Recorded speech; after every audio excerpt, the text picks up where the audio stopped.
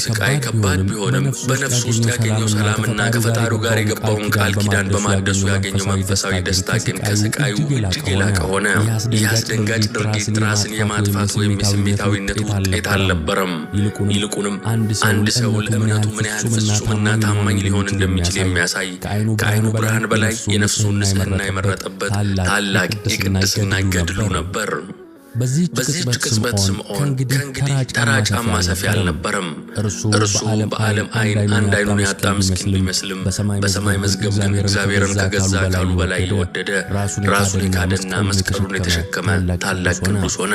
ይህ ታላቅ መስዋዕትነቱ ወደፊት ሊመጣ ላለው ታላቅ ተአምር መላውን የግብጽ ቤተክርስቲያን ከጥፋት ለሚያድነው መለኮታዊ ኃይል ማሳያ የእምነቱ ጥልቀት የተረጋገጠበት ማህተም ሆነ። ከስምዖን ትሑትና ጸጥተኛ ዓለም ታሪካችን ወደ ተቃራኒው ጫፍ ይወስደናል። ወደ ኃይል ዝናና ስውር ሴራ ወደሚራመድበት የግብጽ ገዥ ቤተ መንግሥት።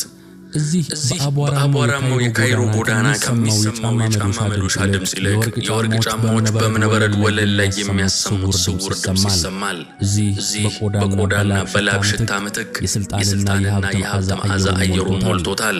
በዚህ ግርማ ሞገስ መካከል በግብፅ ዙፋን ላይ ኃያሉ ከሊፋ አልሙዒዝ ይቀመጣል። እርሱ በእውቀት ፍቅሩና በተለያዩ ሃይማኖቶች ሊቃውንት መካከል በሚደረግ ክርክር በመደሰቱ የሚታወቅ ገዢ ነው። በቤተ መንግሥቱ በነጻነት ሐሳብ የሚሸራሸርበት ጥበብ ዋጋ የሚሰጠው መድረክ መኖሩን ያምናል። ዙፋኑ የኃይል ብቻ ሳይሆን የእውቀት ማዕከልም እንዲሆን ይመኛል። ነገር ግን በዙፋኑ ጥላ ስር እንደ እባብ የተጠመጠመ አንድ ስውር ልብ አለ። የገዢው ዋና አማካሪ የነበረው ያዕቆብ ኢብን ቅሊስ በውጪ ሲታይ ለንጉሡ ታማኝና ብልህ አማካሪ ይመስላል።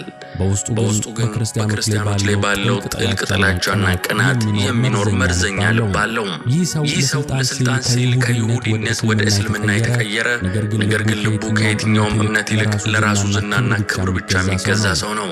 የጥላቻው እሳት ይበልጥ እንዲነድ ምክንያት የሆነው ደግሞ በገዢው ዘንድ እጅግ ተወዳጅ የነበረ አንድ ክርስቲያን ባለሟል ስለነበር ነው። ያ ክርስቲያን የሚያገኘው ሞገስና ክብር የአማካሪውን ልብ በእሾህ ይወጋው ጀመር።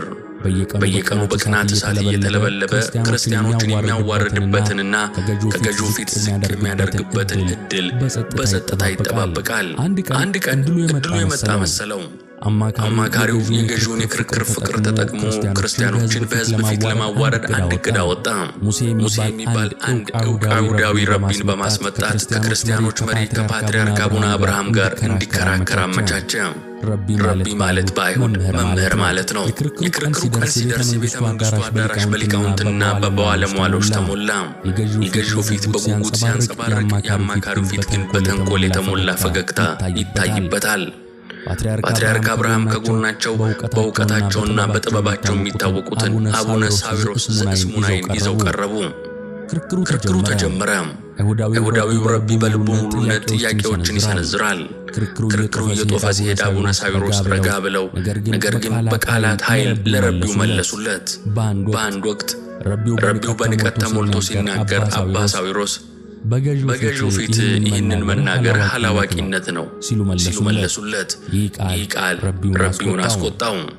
አላዋቂ ብለህ ሰደብከኝ ሲል ጮኸ። አዳራሹ በውጥረት ተሞላ። አማካሪው የፈለገው ነገር የተሳካ መሰለው። ነገር ግን አባ ሳዊሮስ በጸጥታ እንዲህ አሉ። አላዋቂ ያልኩህ እኔ አይደለሁም፣ የገዛ ነቢይ ኢሳይያስ ነው አሉት። ከዚያም ከትንቢተ ኢሳይያስ መጽሐፍ በሬ የገዢውን አህያም የጌታውን ጋጣ ያውቃል፣ እስራኤል ግን አያውቅም፣ ሕዝቤም አያስተውልም የሚለውን ቃል ጠቀሱ። ገዢው በሰማው ነገር ተደንቆ ወደ ረቢው ዞር አለና እንዲህ የሚል ቃል በነቢያታችሁ መጽሐፍ ውስጥ አለን ሲል ጠየቀው። ረቢውም አንገቱን ደፍቶ አዎን ሲል መለሰ። አቡነ ሳዊሮስም አክለው እንዲያውም እንስሳት ከአንተ እንደሚሻሉ እኮ ገልጧል ሲሉ ተናገሩ። በዚህ ጊዜ ገዢው ሳቁን መቆጣጠር አቃተውና ጮክ ብሎ ሳቀ። የአዳራሹም ድባብ ተለወጠ። ክርክሩ በክርስቲያኖች በላይነት ተቋጨ። ለአማካሪው የገዢው ሳቅ እንደ ሰይፍ ልቡን ወጋው። ያዘጋጀው ወጥመድ በራሱ ላይ ተገለበጠ። ሊያዋርዳቸው የፈለገው ክርስቲያኖች በክብር ሲወጡ፣ እርሱና ያስመጣው አይሁዳዊ ግን በገዢው ፊት የውርደት ካባን ተከናነቡ። ፊቱ አመድ መሰለ። በልቡ ውስጥ የነደደው የቅናት እሳት ወደ በቀል ተለወጠ። ይህ ውርደት በቀላሉ የሚረሳው አልሆነም። ከዚያች ቀን ጀምሮ የአማካሪው ቀንና ሌሊት አንድ ነው። ዓላማውም ክርስቲያኖችን ማጥፋት። የቃላት ክርክር እንደማይሰራ ተረድቷል። አሁን የሚፈልገው ክርክር ሳይሆን ሊጨብጡት የማይችሉትን፣ ሊክዱት የማይደፍሩትን፣ አንገታቸውን ሊያስደፋ የሚችል የማያዳግም ወጥመድ ማዘጋጀት ነው። ወደ ክፍሉ ተመልሶ በንዴት እየተንቀጠቀጠ ረቢውን ጠራው። ከነዚህ ሰዎች መጽሐፍ ከወንጌላቸው ላይ ሊፈጽሙት የማይችሉትን፣ ነገር ግን ማመናቸውን የሚናገሩበትን አንድ ቃል ፈልግልኝ፣ አንድ ቃል ብቻ ሲያዘዘው እናም ፍለጋው ተጀመረ። አማካሪው በቤተ መንግሥቱ የሥልጣን ኮሪደሮች ውስጥ ሲንቀሳቀስ፣ ረቢው ደግሞ በጥንታውያን ብራናዎች ውስጥ ተቀበረ። የሚፈልጉት የእውነትን ብርሃን ሳይሆን የጥፋትን ጨለማ የሚፈጥርላቸውን አንድ ጥቅስ ነው። ክርስቲያኖችን ለዘላለም የሚያጠፋ፣ እምነታቸውን በገዛ አንደበታቸው እንዲክዱ የሚያስገድድ ወይም በገዛ መጽሐፋቸው ቃል እንዲሞቱ የሚፈረድባቸው ገዳይ ቃል ይፈልጉ ጀመር። ያ ቃል በቅዱስ ስምዖን ትሑት ጎጆና በገዢው ዙፋን መካከል ያለውን ድልድይ የሚሰራ፣ የሰማይና የምድርን ኃይል የሚያገናኝ ታላቅ ተአምርን እንደሚፈጥር ግን ማንም አላወቀም። ቀናት አለፉ። በቤተ መንግሥቱ ውስጥ የነገሰው ውጥረት በውጫዊ ጸጥታ ተሸፍኗል። ነገር ግን ከዝግ በሮች በስተጀርባ በተንኮለኛው አማካሪ ልብ ውስጥ የበቀል እሳት ይነዳል። አይሁዳዊው ረቢም በቀል የጠማውን የአማካሪውን ትእዛዝ ለመፈጸም የክርስትና ቅዱሳት መጻሕፍትን ገጾች አንድ በአንድ ይፈትሻል።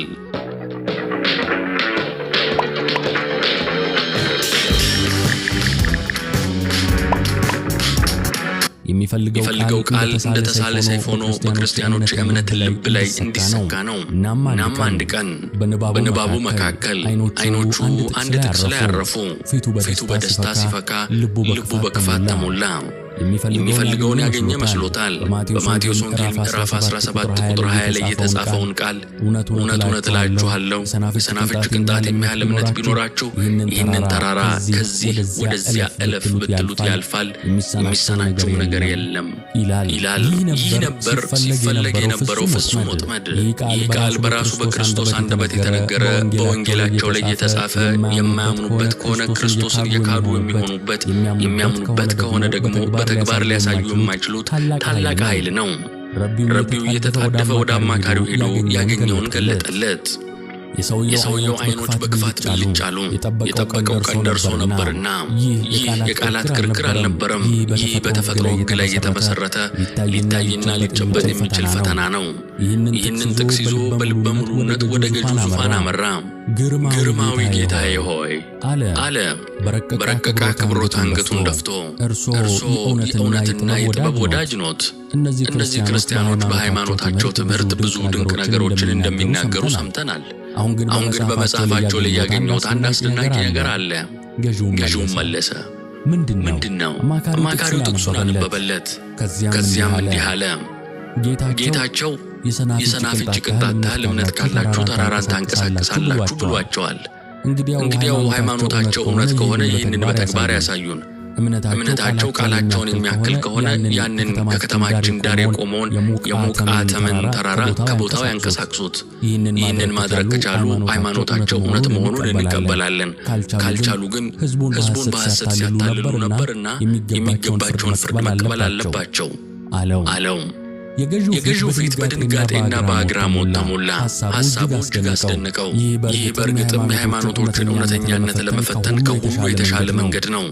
የአማካሪውን ክፉ ልብ መረዳት ባይችልም ያቀረበው ሐሳብ ግን ምክንያታዊ መስሎ ታየው። ወዲያውኑ ፓትርያርክ አቡነ አብርሃም እንዲጠሩ ታዘዘ። አረጋዊው ፓትርያርክ ምንም ክፉ ነገር ሳይጠረጥሩ በንጉሡ ፊት ቀረቡ። ገዢውም አባት ሆይ መጽሐፋችሁ ላይ ትንሽ እምነት ተራራን ማንቀሳቀስ ይችላል የሚል ቃል እንዳለ ሰምቻለሁ። ይህ እውነት ነውን? ሲል ጠየቃቸው። የአቡነ አብርሃም ልብ በድንጋጤ ይመታል። የወጥመዱ አስፈሪነት ወዲያው ገብቷቸዋል። ነገር ግን የወንጌልን ቃል ሊክዱ አልቻሉም። አንገታቸውን በቀስታ ነቀነቁና አዎን ቃሉ በመጽሐፋችን አለ ሲሉ በእርጋታ መለሱ። ያኔ ገዢው ፊት ተለወጠ። የዋህነቱ ጠፍቶ የንጉሥ ሥልጣኑ ታየ። ድምፁ ቀዝቃዛና የማያዳግም ነው። እንግዲያውስ የእምነታችሁን እውነተኛነት የምናይበት ጊዜ ደርሷል። ከከተማችን ዳር የቆመውን የሞቃታም ተራራ ከቦታው አንቀሳቅሳችሁ ታሳዩኛላችሁ አላቸው። ሰውየው ቀጠለ። ይህንን ለማድረግ ወይም ላለማድረግ አራት ምርጫዎች እሰጣችኋለሁ። የመጀመሪያው ትእዛዜን ፈጽማችሁ ተራራውን ከምዕራብ ወደ ምስራቅ ማዘዋወር፣ ሁለተኛው ይህንን ማድረግ ካቃታችሁ ክርስትናን ትታችሁ እስልምናን መቀበል፣ ሶስተኛው ሁለቱን ካልፈለጋችሁ መላው ግብፅን ለቃችሁ መሰደድ፣ አራተኛውና የመጨረሻ ምርጫችሁ ይህን ሁሉ እምቢ ብትሉ አንተም ሆንክ ሕዝቡ በሰይፍ ትጠፋላችሁ። አዳራሹ በጸጥታ ተዋጠ። የአማካሪው ፊት በስውር የድል ፈገግታ አበራ። ፓትርያርኩ ግን በድንጋጤ በቆሙበት ደርቀዋል። ይህ ትእዛዝ በአንድ ሰው ላይ ሳይሆን በመላው የግብፅ ክርስትና ላይ የተፈረደ የሞት ፍርድን ይመስላል። ተራራን ማንቀሳቀስ እንዴት ይቻላል? ይህ እኮ ከሰው አቅም በላይ የሆነ በመለኮታዊ ኃይል ብቻ የሚሆን ተአምር ነው። በተንቀጠቀጠ ድምፅ አቡነ አብርሃም አንድ ነገር ብቻ ለመኑ። ግርማዊ ውሳኔያችንን ለማሳወቅ የ3 ቀን ጊዜ ይሰጠን። ገዢውን በልበ ሙሉነት ይሁን አለ። 3 ቀን እሰጣችኋለሁ። ከ3 ቀን በኋላ ግን ዕጣ ፈንታችሁን ራሳችሁ ትወስናላችሁ ሲላከለ። አቡነ አብርሃም ከቤተ መንግስቱ የወጡት በእግራቸው ሳይሆን በሐዘንና በጭንቀት እየተገፉ ነው። የፀሐዩ ብርሃን ጨለማ መስሎ ታያቸው። በአንድ በኩል የማይናወጠው የወንጌል ቃል፣ በሌላ በኩል እንደ ግድግዳ የቆመው የማይናወጠው ተራራ፣ በመካከላቸው ደግሞ በሚሊዮን የሚቆጠሩ ምዕመናን ሕይወት። ይህንን የማይቻል ፈተና እንዴት ያልፉታል? ይህንን ተራራ ማን ያንቀሳቅሰዋል? በዚያች ቅጽበት መፍትሄው ከምድር ሳይሆን ከሰማይ ብቻ ሊመጣ እንደሚችል ተረዱ። ነገር ግን ይህ እንዴት ሊሆን ይችላል? አቡነ አብርሃም ከገዢው ቤተ መንግስት ሲወጡ የተሸከሙት የራሳቸውን ሸክም ብቻ አልነበረም፣ የመላውን የግብፅ ክርስትና ዕጣ ፈንታ እንጂ። ዜናው እንደ ሰደድ እሳት በመላው ካይሮና ከዚያም አልፎ በመላው ግብፅ ተሰራጨ። ተራራውን አንቀሳቅሱት ወይንም ሙቱ ተብለዋል እኮ የሚለው አስፈሪ ትእዛዝ በየቤቱ በየመንገዱና በየገበያው ሲነገር ሕዝቡን ታላቅ ፍርሃትና ድንጋጤ ዋጠው። ተስፋ ቆረጡ። እናቶች ልጆቻቸውን አቅፈው አለቀሱ። አባቶች በጭንቀት ራሳቸውን ያዙ። ወጣቶች በቁጣና በብስጭት ተሞሉ። እንዴት ሆኖ ነው ተራራ የሚንቀሳቀሰው? ይህ ፍጻሜው ጥፋት የሆነ ወጥመድ ነው። በዚያች ቅጽበት የሰው ጥበብና የኃያላን ብርታት ከንቱ ሆነ። ብቸኛው ተስፋም የሚገኘው ወደ ሰማይ በመጮህ ብቻ ነው። ፓትርያርክ አቡነ አብርሃም ይህንን ተረድተዋል። ወዲያውኑ ጳጳሳቱን፣ መነኮሳቱን፣ ካህናቱንና የሕዝቡን መሪዎች ሁሉ ሰብስበው ያጋጠማቸውን ነገር አስረዱ። ከዚያም በሁሉም ልብ ውስጥ ተስፋን ለመትከልና ሁሉንም ወደ አንድ አቅጣጫ ለመምራት ድምፃቸውን ከፍ አድርገው እንዲህ ሲሉ አወጁ። ልጆቼ ሆይ በሰው ኃይል ይህ ፈጽሞ የማይቻል ነገር ነው። ነገር ግን ሁሉን ማድረግ የሚቻለው እግዚአብሔር የሚሳነው ነገር የለም። አሁን ፊታችንን ወደ እርሱ የምናዞርበት ጊዜ ነው። በመላው ግብፅ ከዛሬ ጀምሮ ለ3 ቀናት ከሕፃናት እስከ አረጋውያን ሁላችንም በጾም በጸሎትና በንስሐ እንበርታ። ምግብና መጠጥን ትተን ልባችንን ወደ ሰማይ እናንሳ። ምናልባት አምላካችን ጩኸታችንን ሰምቶ ከዚህ ታላቅ መከራ ያድነን ይሆናል አሉ። የፓትርያርኩ ቃል በተስፋ መቁረጥ ጨለማ ውስጥ እንደተለኮሰች ሻማ ሆነ። ሕዝቡም በአንድ ልብ ታዘዘ። ከዚያች ሰዓት ጀምሮ ግብፅ የተለየ ሱባኤ ያዘች። የንግድና የደስታ ድምፅ ጠፍቶ በምትኩ የጸሎትና የልመና ድምፅ ነገሰ። አብያተ ክርስቲያናት በቀንም በሌሊትም በምዕመናን ተሞሉ። ወለሎቹ በሰዎች እንባ ረጠቡ። አቤቱ ማረን፣ ኪርያላይሶን የሚለው ምህላ ከየአቅጣጫው ወደ ሰማይ ይወጣ ጀመር። ሕፃናት ከእናቶቻቸው ጡት ተከለከሉ።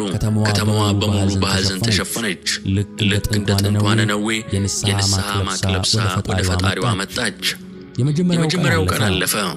ሁለተኛውም ቀን ተከተለ። ተራራው ግን በቦታው ጸንቶ ቆሟል። የገዢው የጊዜ ገደብ እየተቃረበ ሲመጣ የሕዝቡ ጭንቀት ይጨመር ጀመር።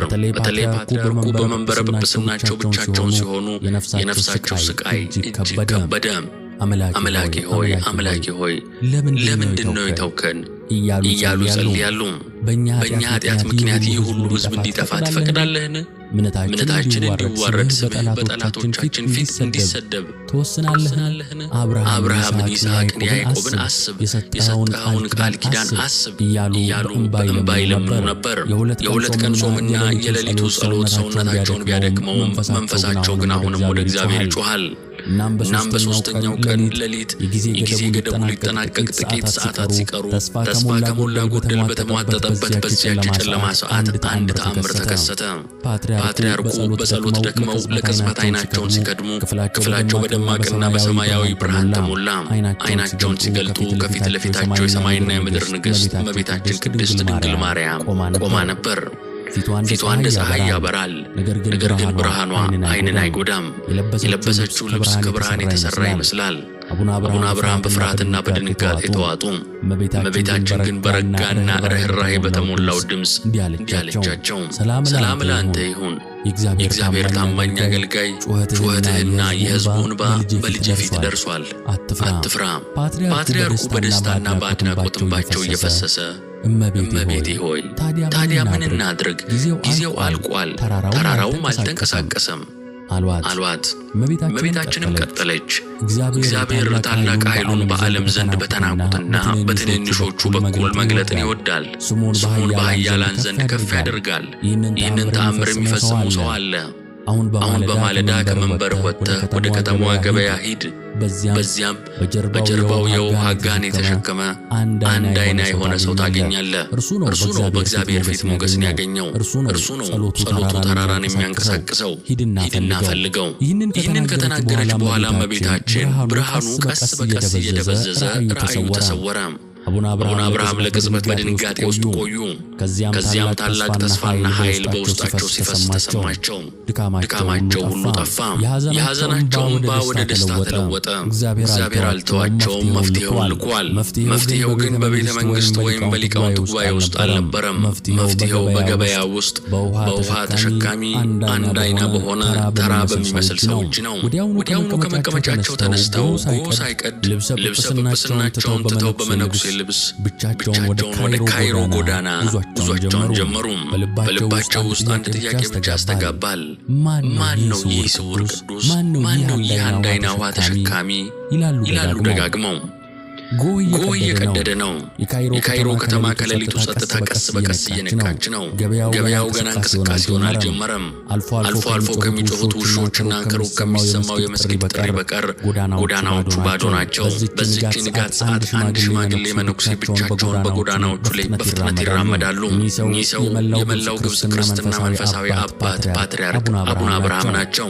ነገር ግን በዚያች ቅጽበት እርሳቸው ፓትርያርክ ሳይሆኑ አንድ ተልእኮ የተሰጠው ልቡ በተስፋና በጭንቀት የተሞላ ተራ ሰው መስለዋል። ዓይኖቻቸው በእያንዳንዱ ጥግ እያንዳንዱን ሰው በጥንቃቄ ይመረምራሉ። የሚፈለገው ኃያል ሰው ወይም የተማረ ሊቅ አይደለም። የእመቤታችን ቃል በሕሊናቸው ውስጥ ያለማቋረጥ ያስተጋባል። አንድ ዓይና የሆነ በጀርባው የውሃ ጋን የተሸከመ። የከተማዋ እንቅስቃሴ ቀስ በቀስ እየጨመረ መጣ። ነጋዴዎች ሱቆቻቸውን ከፈቱ። ገበሬዎች አህዮቻቸውን እየነዱ ምርቶቻቸውን ይዘው መጡ። የአቡነ አብርሃም ልብ በጭንቀት ታፍኗል። በዚህ ሁሉ ሕዝብ መካከል እንዴት ያገኙት ይሆን? ምናልባት ራእዩ ሕልም ብቻ ይሆን? ምናልባት ተስፋው ከንቱ ይሆን? ነገር ግን እምነታቸው አልተናወጠም። መፈለጋቸውን ቀጠሉ። ዓይኖቻቸው ከሰው ሁሉ ፊት ላይ አንድ ነገርን ብቻ ይፈልጋሉ። አንድ ዓይና ሰው። ወደ አንድ የውሃ መቅጃ ስፍራ ሲደርሱ ብዙ ውሃ ቀጂዎች ጋኖቻቸውን ሲሞሉ ተመለከቱ። ልባቸው በፍጥነት መምታት ጀመረ። እያንዳንዱ ሰው አንድ በአንድ ተመለከቱ። ነገር ግን ሁሉም ሁለት ዓይና ናቸው። ተስፋ ሊቆርጡ ሲሉ ከአንዱ ጠባብ መንገድ ዳር አንድ ሰው በጀርባው ትልቅ የውሃ ጋን ተሸክሞ ሲወጣ አዩ። ሰውየው በዕድሜ የገፋ ባይሆንም ፊቱ በጾምና በጸሎት የደከመ ይመስላል። ልብሱ ያረጀና የተበጣጠሰ ነው። አቡነ አብርሃም ወደ እርሱ ሲቀርቡ የሰውየው ፊትም ሲገለጥ ተመለከቱት። አዎ ሰውየው አንድ ዓይና ነበር። ፓትርያርኩ ልብ በደስታ ዘለለ። እግዚአብሔር ጸሎታቸውን ሰምቷል። ራእዩ እውነት ነው። በፍጥነት ወደ ሰውየው ተጠግተው ልጄ ሆይ ስምህ ማን ነው ሲሉ ጠየቁት። ሰውየውም በትሕትና አንገቱን ደፍቶ ስምዖን እባላለሁ አባቴ፣ ጫማ ሰፊ ነኝ ሲል መለሰ። በዚያች ቅጽበት ሁለት ዓለማት ተጋጠሙ። በአንድ በኩል የመንበረ ማርቆስ ፓትርያርክ የመላው ግብጽ ቤተክርስቲያን መሪ አቡነ አብርሃም፣ በሌላ በኩል ደግሞ ስምዖን ጫማ ሰፊው በዓለም ዘንድ የተናቀ በድህነት የሚኖር ነገር ግን በሰማይ ዘንድ የታወቀ ስውር ቅዱስ የቤተክርስቲያኑ ራስና በዓለም ዓይን ምንም የነበረው ሰው ፊት ለፊት ተገናኙ። አቡነ አብርሃም በአድናቆት ተውጠው ልጄ ስምዖን ቶሎና እንሂድ አሉት። ስምዖንም ግራ በመጋባት ወዴት አባቴ ሲል ጠየቀ። ወደ መንበረ ጵጵስና አስቸኳይና ታላቅ ጉዳይ አለብን። ስምዖን ምንም ሳይናገር በዝምታ ተከተላቸው። ወደ መንበረ ጵጵስናቸው ሲደርሱ አቡነ አብርሃም ጳጳሳቱንና ካህናቱን አስጠርተው በፊታቸው ለስምዖን የአክብሮት ስግደትን ሰገዱ። ስምዖን በድንጋጤ ወደ ኋላ ፈገፈገ። አባቴ ምን እያደረጉ ነው? እኔ ኃጢአተኛና ምስኪን ሰው ነኝ ሲል ጮኸ። ጳጳሳቱ ሁሉ ተገረሙ። ፓትርያርኩ ለአንድ ተራ ጫማ ሰፊ ሲሰግዱ ማየት ለእነርሱ የማይታሰብ ነው። አቡነ አብርሃም ግን ከተንበረከኩበት ተነስተው ሁሉንም ነገር ከመጀመሪያው እስከ መጨረሻው መተረክ ያዙ። የገዢውን ትእዛዝ፣ የሕዝቡን ፍርሃት፣ የሦስቱን ቀን ጾምና ጸሎት፣ በመጨረሻም እመቤታችን በራእይ ተገልጻ ወደ እርሱ እንደላከቻቸው አስረዱ። ስምዖን ይህንን ሲሰማ በፍርሃት ተንቀጠቀጠ፣ ፊቱ በላብ ተጠመቀ። አባቴ ሆይ አለ በተሰበረ ድምፅ፣ ይህ እንዴት ይሆናል? እኔ ማነኝና ነው ይህንን ታላቅ ነገር በእኔ እጅ እንዲፈጸም የሚሆነው? እኔ ከኃጢአተኞች ሁሉ የምበልጥ ኃጢአተኛ ነኝ። ይህንን ማድረግ ፈጽሞ አይቻለኝም። የስምዖን ትሕትና ልብ የሚነካ ነው። እርሱ ዓይኑን ለእግዚአብሔር ቃል ክብር ሲል ያወጣ ሰው አሁን ራሱን እንደ ኃጢአተኞች አለቃ ይቆጥራል። አቡነ አብርሃም ግን ወደ እርሱ ቀርበው እጆቹንም ይዘው ልጄ ሆይ አትፍራ፣ ይህንን የመረጥኩት እኔ አይደለሁም፣ የላከችኝም የሰማይና የምድር ንግሥት ናት። እግዚአብሔር የዓለምን ኃጢአት ያሳፍር ዘንድ የዓለምን ደካሞች እኮ መርጧል። አንተን የመረጠህ እርሱ ነው አሉት። በዚህ ጊዜ ስምዖን እንባው እየፈሰሰ ዝም አለ። የእግዚአብሔር ፍቃድ መሆኑን ተረዳ። ከዚህ በላይ መከራከር እንደማይችል አውቋል። ከትንሽ ዝምታ በኋላ አንገቱን ቀና አደረገና በዓይኑ ውስጥ ነገር ግን የተለየ ብርሃን ይታይ ጀመር። የትሕትና ቦታ በእምነት ተተክቷል። ይሁን አለ በጸጥታ። የእግዚአብሔር ፍቃድ ከሆነ ይሁን አባቴ። አሁን ሕዝቡን ካህናቱንና መነኮሳቱን ሰብስበው ወደ ተራራው ውሰዷቸው። እኔ በሕዝቡ መካከል ተደብቄ ቆማለሁ። እናንተ በታላቅ ድምፅ ኪርያላይሶን እያላችሁ ጸልዩ። እግዚአብሔር ጸሎታችንን ሰምቶ በተራራው ላይ ኃይሉን ይገልጣል አላቸው በእምነት። በዚህ ቃል የአንድ ሙሉ ሕዝብ ዕጣ ፈንታ፣ የአንድ ቤተ ክርስቲያን ክብር ከፓትርያርኩ ጫንቃ ላይ ወርዶ በዚህ ትሑት ጫማ ሰፊ ሰው እምነት ላይ አረፈ። ቤተ ክርስቲያኑ መሪና ስውሩ ቅዱስ በአንድ ዓላማ ተሳስረው ወደ መጨረሻው ፍልሚያ ወደ ሙቃተም ተራራ ጉዟቸውን ለመጀመር ተዘጋጁ። የሦስተኛው ቀን ፀሐይ በካይሮ ሰማይ ላይ ስትወጣ የተለመደች ቀን አልነበረችም። የፍርድ ቀን ነበረች። የሰማይና የምድር ኃይሎች የሚጋጠሙበት፣ የእምነትና የጥርጣሬ ፍልሚያ የሚደረግበት፣ የአንድ ሕዝብ ዕጣ ፈንታ የሚወሰንበት ቀን። ከከተማዋ ዳር እንደ ግዙፍ ፍጡር የተጋደመው የሙቃተም ተራራ በዚያች ቀን የዝምታ ምስክር ብቻ ሳይሆን የፍርዱ ዋና አካል ነው። ከንጋት ጀምሮ የካይሮ ጎዳናዎች በሰው ማዕበል ተጥለቀለቁ። ክርስቲያኖች ከየቤታቸው እየወጡ በጸጥታና በፍርሃት ተሞልተው ወደ ተራራው ስር ይጎርፉ ጀመር። ፊታቸው በ3 ቀን ጾም የከሳ፣ ዓይኖቻቸው በእንባ ያበጡ፣ ነገር ግን በልባቸው ውስጥ ትንሽ የተስፋ ጭላንጭል ይታያል። ዓይኖቻቸው በእንባ ያበጡ ቢሆንም ነገር ግን በልቦቻቸው ውስጥ ትንሽ የተስፋ ጭላንጭሎች ይታያሉ።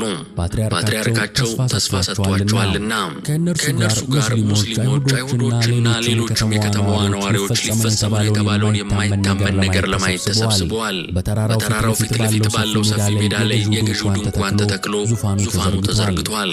ኃያሉ ከሊፋ አልሙዒዝ ከአማካሪዎቹና ከጦር አበጋዞቹ ጋር ሆኖ በዙፋኑ ላይ ተቀምጧል። ፊቱ ምንም ስሜት አያሳይም። ነገር ግን ዓይኖቹ በሚጠበቀው ትዕይንት ይሳለቃሉ። እስኪ የእምነታቸውን ኃይል የሚል ይመስላል።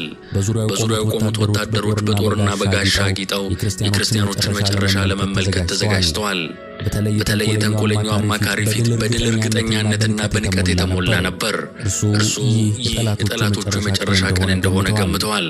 በአንድ በኩል የዓለም ኃይል በወታደር በስልጣንና በንቀት የተወከለ፣ በሌላ በኩል የመንፈስ ቅዱስ ኃይል በጾምና በጸሎት በደከሙ ነገር ግን በተስፋ በተሞሉ ትሑት ምዕመናን ተወክሏል። በሕዝቡ መካከል ማንም በማያውቀው ሁኔታ ቅዱስ ስምዖን ጫማ ሰፊ ቆሟል።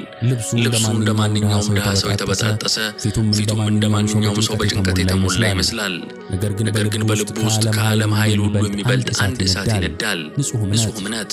ዓይኑን ወደ ሰማይ ቀና አድርጎ ከንፈሮቹ በጸጥታ ይንቀሳቀሱ ጀመር።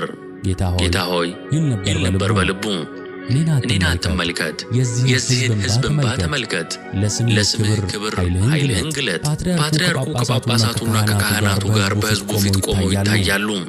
ማዕጠንት ይዘው በአራቱም አቅጣጫ እየዞሩ ጸሎት አደረሱ። ከዚያም ፊታቸውን ወደ ሕዝቡ አዙረው በታላቅ ድምፅ ልጆቼ ሆይ በአንድ ልብ ወደ እግዚአብሔር እንጩ አሉ። በዚያች ቅጽበት አንድ ታላቅ ድምፅ ሜዳውን ሞላው። በመቶ ሺዎች የሚቆጠሩ ሰዎች በአንድ ድምፅ ኪርያላይሶን አቤቱ ማረን እያሉ ይጸልዩ ጀመር።